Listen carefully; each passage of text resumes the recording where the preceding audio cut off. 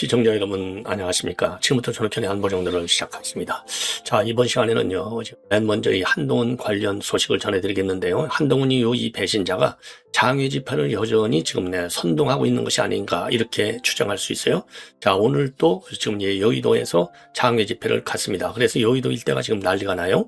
자, 이제 한동훈이 집회가 있고 한동훈이의 맞불 집회가 있습니다. 규탄하는. 이런 가운데 국민의힘 대변인은 지금 경찰에서 이 단계 사건 수사를 할 경우에는 적극적으로 협조하겠다. 야, 이거 사법 처리로 끝내버려야죠. 자, 이런 지금 입장을 내놓고 있습니다.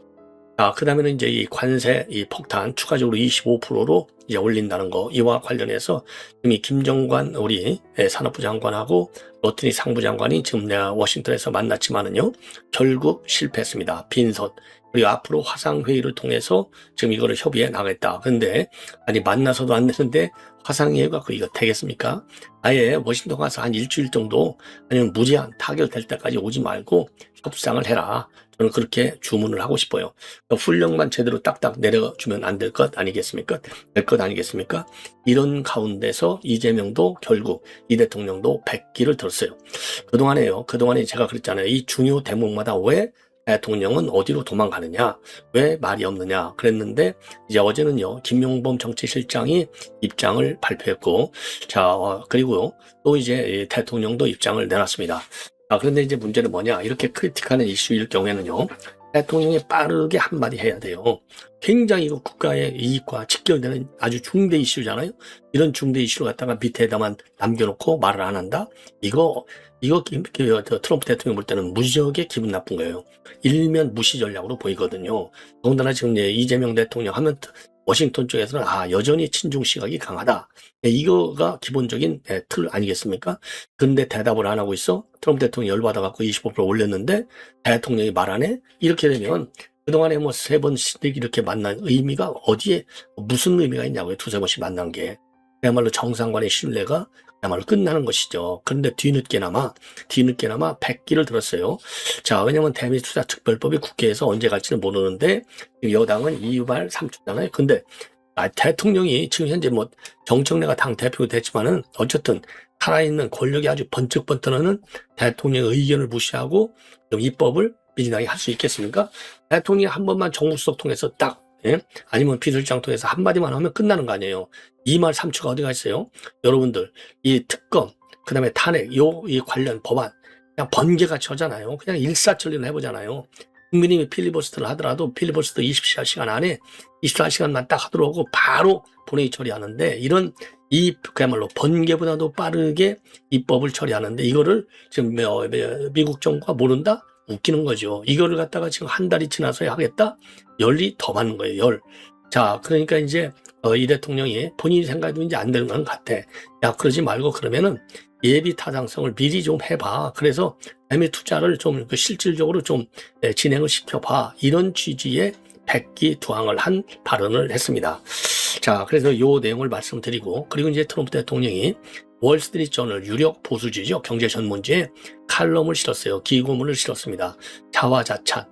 그러니까 이제 관세 협상 아주 잘 됐다 그러면서요, 해필이면 한국하고 잘 됐다를 갖다가 맨 1번 맨 앞에 내세웠어요. 이 얘기를 좋게 여기면 정말로 한국과 미국이 윈윈하는 측면에서 잘했다는 아주 성공한 협상일 수도 될 수 있지만, 트럼프가 딱딱 찍으면 찍는 대로 잘 딱 고개 숙이고 따라온다. 이런 취지에서 그냥 만만한 상대로서의 한국이 잘 됐다. 이렇게 찍는 것은 아닌지, 그건 정부 당국이 모든 정보를 잘 갖고 있으니까 정확하게 분석해서 앞으로 말이죠. 트럼프도 지금 3년이 남았어요. 이재명 정부도 4년이 남았습니다. 같이 가는 겁니다. 같이. 그래서 지금 월스트리트 저널의 이 기고문의 내용, 한국을 꼭 집은 이유에 대해서 다양한 다방면적인 분석, 다층적인 분석이 굉장히 중요하다. 제가 보기에는요, 만만한 협상 상대의 측면에서 한국을 만만하게 딱 찍어가지고 많이 받아냈다 이겁니다. 엄청 받아냈죠. 왜 그러냐면 숫자를 보더라도 지금 일본, 그 다음에 이제 EU, 그리고 우리 한국, GDP 대비를 따지면 우리가 훨씬 더 많아요. 그러니까 만만한 협상 상대로 보고서 딱 찍어 누르니까 최고 많이 꺼내놨다. 실질적으로 데이터도 그렇게 보여요. 자, 그래서 이게 만만한 협상자로 트럼프한테 인식이 됐을 경우 앞으로가 더 우려되는 거죠. 지난 관세 협상도 뒤집어 버리는데. 그래서 면밀한 지금 분석이 있어야 되겠고요. 그 다음에 진 커밍스 이 평론가가 주장하고 있는 트럼프 대통령이 밝혔다고 하는 부정선거의 주범과 수사 체포 대상 요 명단 장문의 이 칼럼을 실은 바 있어요. 저도 간략하게 언급했는데 이번 시간은 조금 자세하게 여러분께 분석을 해드리도록 하겠습니다. 제가 이제 깊은 이 정보를 갖다가 다양하게 수집하기 위해서 AI 정보도 제가 쭉 한번 체크를 해봤어요. 종합적으로 분석을 해드리도록 하겠고요. 그리고 지금 이제 SNS에 나돌고 있는 손현보 목사의 집행유예. 일단 집행유예니까 석방이 됐잖아요. 그 이면에 막전막후 숨가쁜 대미 외교, 그리고 이제 미국의 정보 수집, 그리고 이제 압박, 요 동향을 정리해서 드리도록 하겠습니다. 자, 그러면 그동안에 말이죠. 이제 백악관에까지 아들이 둘이 직접 갔다. 이건 다 알려졌잖아요. 그런데 이 재판에도 서울에 있는 미 영사가 직접 재판정에 법정에 출석해서 동향을 체크할 정도로 미국 정부의 관심이 어마어마했다. 이것이 나오고 있어요. 자, 그래서 지금 그러면 손현보 목사는 이제 석방이 났는데, 그러면 지금 현재 이제 그 목사님들 중에서요, 지금 이제 전광훈 목사님이 지금 구속되어 있는 상태로 유지되고 있지 않습니까? 그러면 전광훈 목사님은 언제 어떻게 풀려날 것이냐, 이게 또 다른 관점이 되는 겁니다. 자, 이거를 쭉 정리해 드리도록 하겠고, 그리고 시간이 되면 강천석 칼럼, 그러니까 이제 트럼프 와서 지금 이제 그 옛날 미국이 아니다. 우리가 당하지 않도록 유의를 많이 해야 되겠다. 이런 취지의 이 칼럼을 싣고 있습니다. 자, 그래서 이 칼럼 내용도 여러분께 자세하게 좀 설명을 드리도록 하겠습니다. 자, 그러면 말이죠. 우선요, 단계 고발 사건 관련해서 이 국민의힘 대변인은 가능한 범위 내에서 수사에 협조하겠다. 이런 입장을 내놨습니다.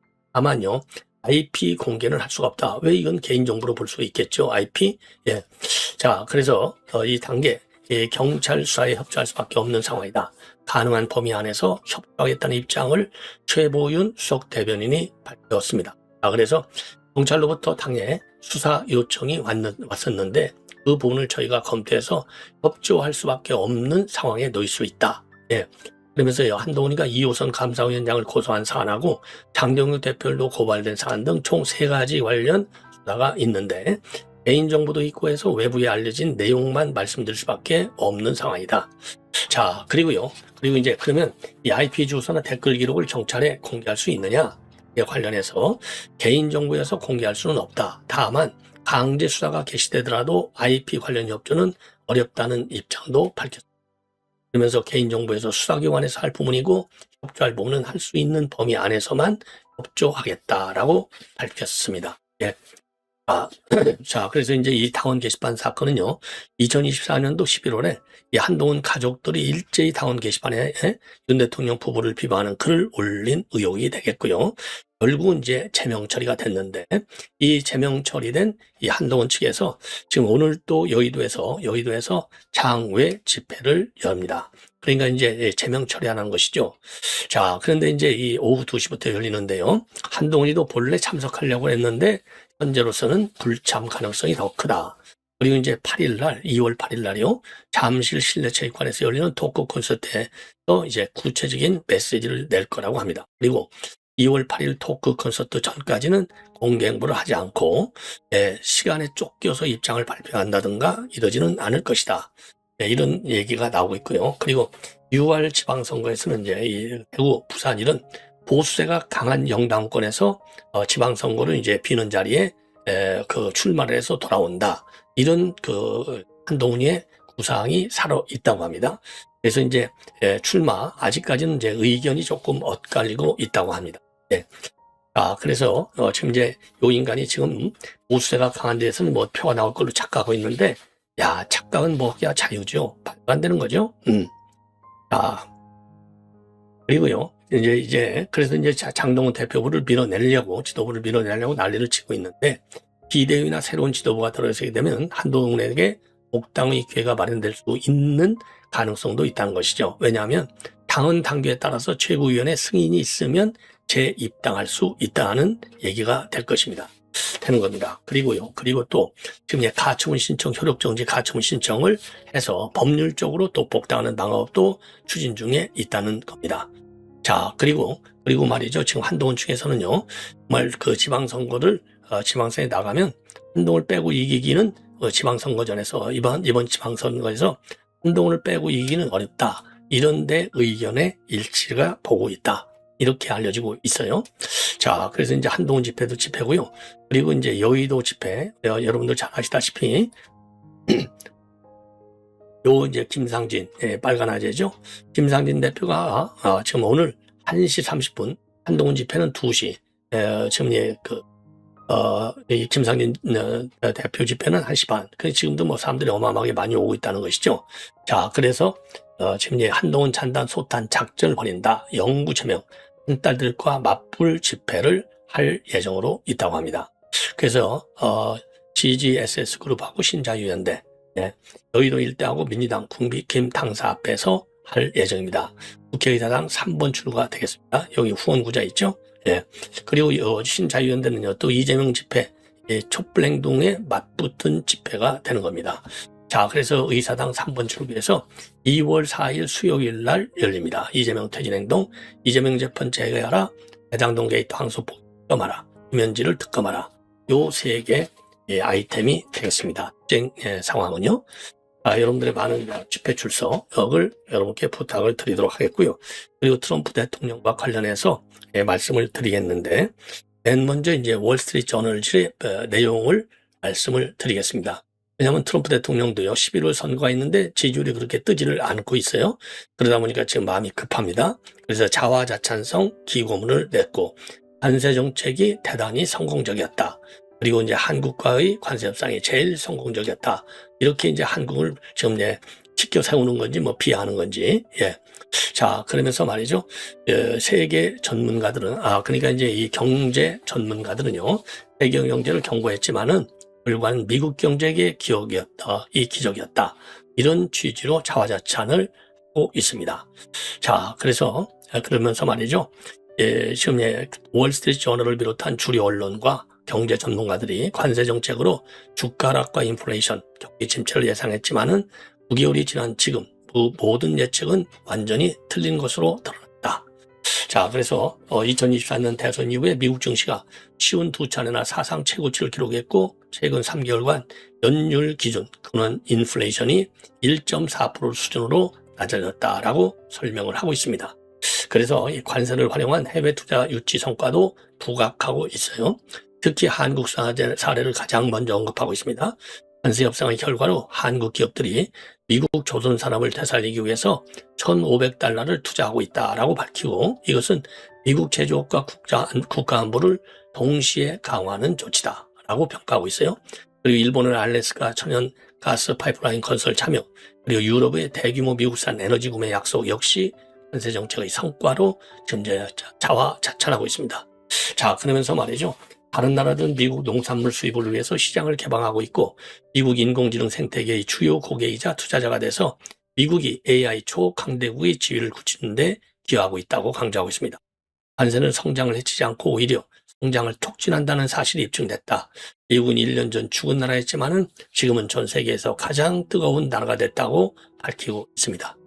그리고요, 지금 관세 정책이 외교안보 성과로 이어졌다라고 강조하고 있는데요. 관세를 지렛대로 해서 EU, 일본, 한국 등 주요 교육국과 새로운 무역협정을 체결했다고 소개하면서 이 협정들이 동맹 및 파트너들과 더 지속가능한 관계를 구축해서 군사 동맹을 경제안보 영역으로 확장했다라고 평가하고 있어요. 그리고 또 인도와 파키스탄 분쟁을 포함해서 8개의 전쟁을 중재하는 과정에서도 관세가 큰 역할을 했다고 주장하고 있습니다.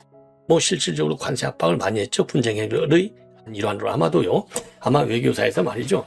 이 국제 분쟁, 특히 이제 무력 충돌이 가능한 국제 분쟁에서 관세 문제를 가지고 국제 이 무력 분쟁을 중지시키는 이런 사례는 아마도 트럼프가 이제 세계 신기록으로 세운 것이 아닌가, 이렇게 판단이 될 정도가 되겠습니다.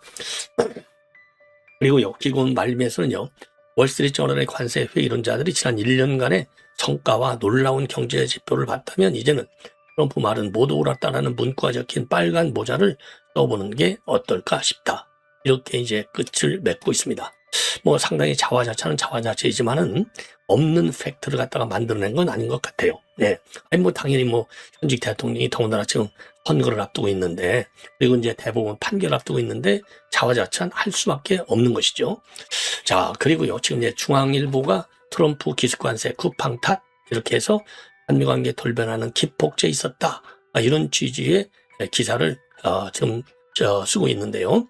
그러니까 꼭 쿠팡 탓이라고 볼 수는 없다는 것이죠. 자, 이미 예고된 폭탄이 있었다는 거예요.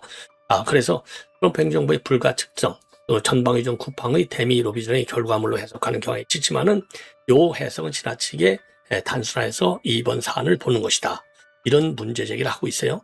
자, 그래서 이거는요, 이런 지금 미국적 이런 문제의 제기에 중요 사안이 있을 때 이런 거는 과거 행정부에서도 여러 차례 나왔다는 겁니다.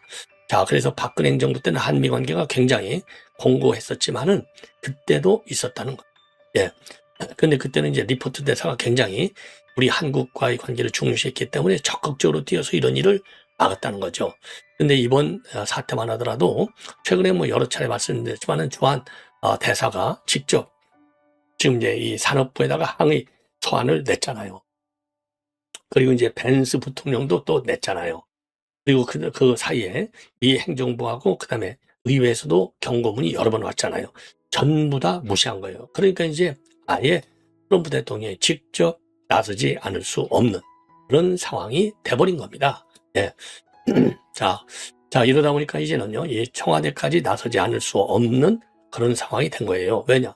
대미투자 특별법 지금 국회가 꽉 잡고 있으니까 이재명 대통령도 이거 불안하다, 뒤늦게 하는 거예요. 뒤늦게. 이게 문제입니다. 빨리빨리 말귀를 알아들어야지. 네, 그렇지 않습니까? 빨리빨리 알아들어서 대책을 해도 지금 시원찮은 판국에 이게 트럼프 대통령이 압박까지 했는데 대통령이 아마도 알도 안 해? 이러니까 지금 러트리 장관한테 우리 지금 그 김정관 상부장관이 빈손으로 대접받고 오는 거예요. 예. 그러다 보니까 지금 뒤늦게나마 지금 대미투자특별법이 입법으로 완성되기 전에 예비 검토를 먼저 해라, 이렇게 지금 이재명 대통령이 지시를 했다는 겁니다. 그나마 다행인 것이죠. 예. 예비 검토를 갖다가 타당성 검토를 미리 좀 하라는 겁니다. 대미투자의 사업성을 갖다가 타당성이 있는지 없는지를 미리 검토해서 미리 그러니까 이제 이 전반적인 우리 한국의 대미투자의 틀, 이거를 미국 트럼프한테 보여줘라 이거죠. 이 꼬리를 내린 거죠. 천만 그나마도 다행이 아니냐.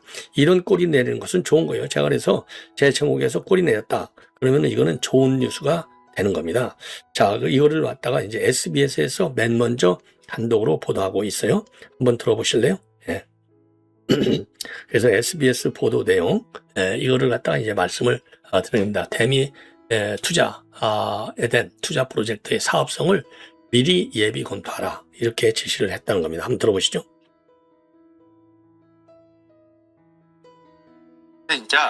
이재명 대통령은 대미투자특별법 제정 전이라도 일부 대미투자 프로젝트의 사업성을 예비 검토하라고 지시했습니다. 미국의 오해와 불만을 최소화하려는 조치로 보입니다. 강민우 기자의 보도입니다. 이재명 대통령이 어제 구윤철 경제부총리와 김정관 산업통상부 장관 등 대미투자 관계부처 수장들에게 특별 지시를 내린 걸로 SBS 취재 결과 확인됐습니다. 이 대통령은 국회에 계류 중인 한미 전략적 투자 관리를 위한 특별법, 즉 대미투자특별법이 제정되기 전이라도 일부 대미투자 프로젝트의 사업성 예비 검토에 착수하라고 지시한 걸로 파악됐습니다. 트럼프 미국 대통령 등 미국 측이 한국의 대미투자 속도가 느리다는 불만이 있는 걸로 분석되는 만큼 특별법 처리 이전이라도 일부 프로젝트에 대해선 법적 근거 없이 가능한 사전 준비 절차를 밟음으로써 미국 측 불만을 희석하려는 조치로 풀이됩니다. 앞서 김용범 청와대 정책실장은 지난 28일 특별법 통과 전 예비 검토할 수 있는 방법은 없을지 고민해봐야 한다고 기자들에게 밝힌 바 있습니다. 이번 트럼프발 관세 긴장 국면이 한미 안보협의나 비관세 영역인 디지털 규제, 쿠팡 조사 등에까지 일정한 영향을 끼칠 가능성도 청와대는 점검 중인 걸로 알려졌습니다. 김성락 국가안보실장은 사흘 전 제임스 헬러 주한 미국 대사대리를 청와대로 불러 만났는데 한미 간 현안을 폭넓게 논의한 걸로 전해졌습니다. 청와대 고위 관계자는 관세 문제가 잘 수습되지 않으면 부정적 동력이 다른 잠재적 요소에 영향을 미칠 수 있다고 말했습니다. 이번 특별 지시는 적극적 대응을 통해 한미 관세 합의 후속 조치에서 돌발 변수를 최소화하겠다는 이 대통령의 뜻이 담긴 걸로 분석됩니다. SBS 강민입니다. 자, 뒤늦게나마 지금 이 대통령이 이렇게 대미 투자 사업의 타당성을 사전 검토해서 대응하라 이렇게 지시내는 것은 그나마 다행이 아닌가 이런 판단이 들고요. 진 커밍스 평론가가 지금 밝히고 있는 트럼프 대통령의 부정선거, 트럼프 대통령이 밝힌 부정선거의 핵심 주범들 그리고 체포 대상자들의 실명과 국가를 공개하기 시작했다. 이렇게 주장을 하고 있습니다. 뭐 실질적으로 이제 트럼프 대통령이 지금 백악관 출입 기자들한테 밝힌 내용을 중심으로 해서 이렇게 주장하고 있는 겁니다. 자, 그래서 이 이제 트럼프 진 커밍스의 칼럼의 골자를 보면 국제 부정선거 카르텔, 즉 네트워크가 있다는 겁니다. 그래서 중국, 한국을 포함한 여러 나라 인사들이 미국과 타국 선거 조작에 연루되어 있다. 이렇게 주장하고 있어요. 그래서 커밍스는 이 네트워크를 겨냥해서 미국과 동맹국이 합동수사 체포작전에 착수했다고 주장을 하고 중국 해커의 체포, 그리고 이탈리아에서의 신병 확보, 한국 관련 사전 통보 등 여러 조각 정보를 하나의 부정선거 국제 카르텔 수사로 묶어서 설명을 하고 있습니다. 자, 그래서 이제 커밍스가 주장하고 있는 부정선거의 주범과 체포 대상을 쭉 보면은요, 주범과 체포 대상은 이렇게 이제 설명을 하고 있어요. 해외 세력만이 아니라 미국 선거에 직접 관여한 미국 내 인물들이 핵심 체포 대상이다. 동시에 중국 공산당이 배후인 해커, 사이버 작전 인물들, 그리고 그들과 연계된 다양한 국가의 정치 선거 관계자들이 모두 국제 카르텔의 일부다. 이렇게 주장하고 있습니다.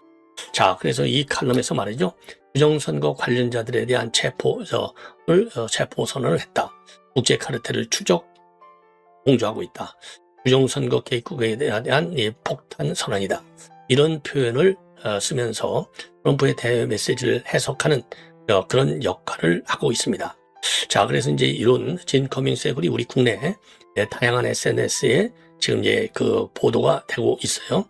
자, 그래서 지금 이거는 지금 그래서 이제 대표적으로 이제 직접 이름을 거론한 사람을 보면은 이 오바마, 그다음에 바이든, 그다음에 수전 라이스, 힐러리 클린턴 이런 사람들은 직접 트럼프 대통령이 언급까지 한 핵심 주범들이 되겠습니다.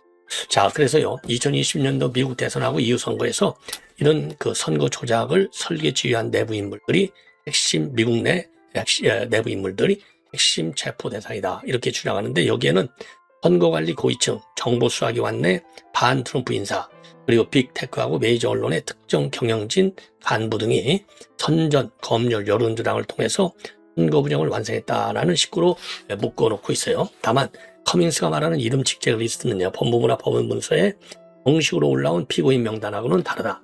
이거는 정치적 해석의 명단이다. 이런 점을 여러분께서도 참고로 하실 필요가 있고요.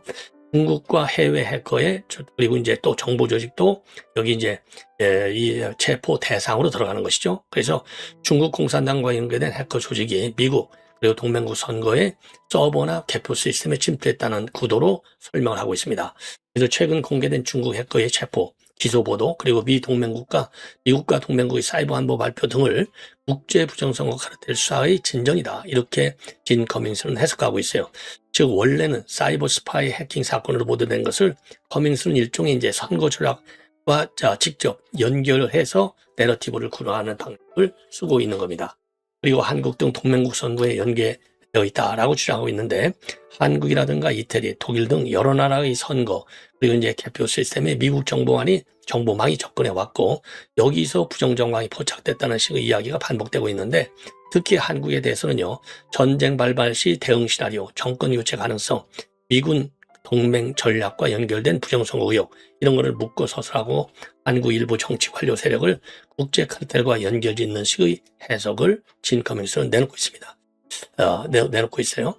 그 다음에 이제 네 번째로는요, 진 커밍스가 그리는 큰 그림은 이렇게 요약이 돼요. 국제 카르텔과 관련해서 상층, 중간층, 하층 이렇게 이제 세 단계로 그림을 그려볼 수가 있는데 상층의 경우에는 미국이라든가 EU, 국제기구, 글로벌 자본, 정보기관의 일부 세력이 글로벌리스트 블록을 형성해서 특정 정권과 노선을 유지하기 위해서 선거를 관리했다는 것이고요.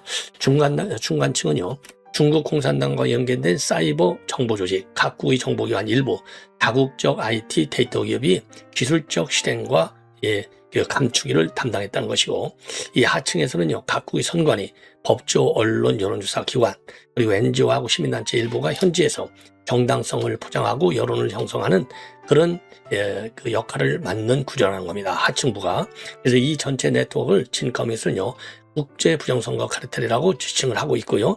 트럼프 재집권 후에 이 카르텔의 실명과 연루국가 관련 엘리트들이 순차적으로 폭로 체포될 것이라는 식으로 지금 진 커밍스는 주장을 하고 있습니다. 예. 자, 그래서 이제 이런 부분을 말이죠. 이제 우리가 더 이제 유심히 더 봐야 될 것이 아닌가, 이렇게 이제 판단이 되고요. 그리고 진 커밍스는요, 미 FBI가 한국의 선거 시스템을 갖다가 중국 연계 부정선거 네트워크의 일부로 보고 수사에 착수했다, 이런 식의 주장을 또 하고 있습니다. 그래서 한국의 선거 장비, 소프트웨어, 빅데이터가 중국 기술과 연결되어 있는지, 여론조사라든가 SNS 모니터링이 중국산 클라우드나 AI 인프라를 통해서 조작됐는지 미국이 상세 정보를 이용할 것이다, 이렇게 주장을 하고 있어요. 그래서 이제 FBI 국장 캐시파들이 작년 11월에 한국을 방문했을 때 부정선거 사전 통보로 이거를 갖다가 해석하고 한국 정부의 중국 협력 구조, 그러니까 이제 이 서버라든가 네트워크 데이터 이런 것이 핵심 타겟이 될 것이다, 이렇게 진 커밍스가 주장을 하고 있습니다. 자, 그러니까 이제 트럼프 지시하에 국제 카르텔 수사의 일부로서 한국이 수사 대상에 드러나고, 그럴 경우에는 여론조작 실체가 드러날 수 있다, 이렇게 진 커밍스가 주장하고 있는 거예요. 그리고 정치 정권과의 연계를 또 가능성을 지적하고 있는데, 한국의 부정선거가 중국 공산당 배후의 글로벌 네트워크에 포함되어 있고, 특정 정권 예컨대 이재명 관련이나 계엄 사태가 이 맥락에서 재평가될 것이라고 연결을 짓고 있어 보입니다. 예. 자, 그래서 윤 대통령의 석방길이나 이 대통령 탄핵 가능성을 워싱턴 내부 여론으로 이제 언급하고, 한국 사법 판단이 정치 프레임에 휘말렸다, 이렇게 비판하고 있습니다. 그러면서 트럼프는요, 모든 국가에 영향을 준 부정선거에 집중적으로 지금 뭐를 다뤄 나갈 것이다, 이런 발언을 지금 언급하면서 결국 이거는 한국을 직접 겨냥한 것이다, 모든 국가의 이 부정선거에 집중한다. 그래서 구체적으로 본다면 한국의 금융 시스템을 통해서 중국의 자금을 추적하고 특정 인물을 지목할 경우에는 한국 내 체포, 그리고 미국 송환 가능성도 있는 것이 아니냐. 예, 그리고 선거 정치 데이터 구조 전체를 에 대한 공개를 요구할 것이고, 그리고 중국과 북한, 러시아의 이중교류 라인도 점검하게 될 것이다. 그래서 이거는 한국만의 문제가 아니라 베네수엘라, 유럽 등과의 연계돼서 국제 수사 대상으로 커질 수 있다. 예, 이런 지금 의견을 진 커밍스 평론가가 밝히고 있습니다. 자, 이거는 이제 진 커밍스 평론가의 주장을 제가 지금 이제 이 허술한 이 SNS 글 그리고 AI 통해서 분석한 내용을 종합적으로 여러분께 드렸습니다. 시청자 여러분, 많이 고맙습니다.